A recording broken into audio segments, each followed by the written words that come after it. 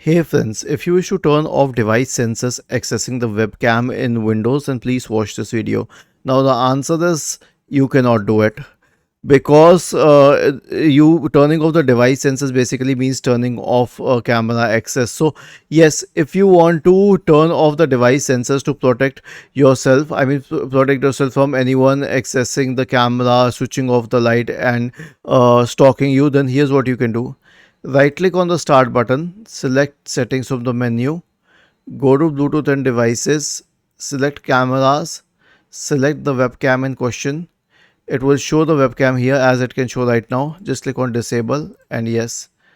Okay, that's it. Was this helpful? If yes, then please subscribe to the channel. If not, then let us know in the comment section of the video on how we could help you further. Thank you for watching this video and have a nice day.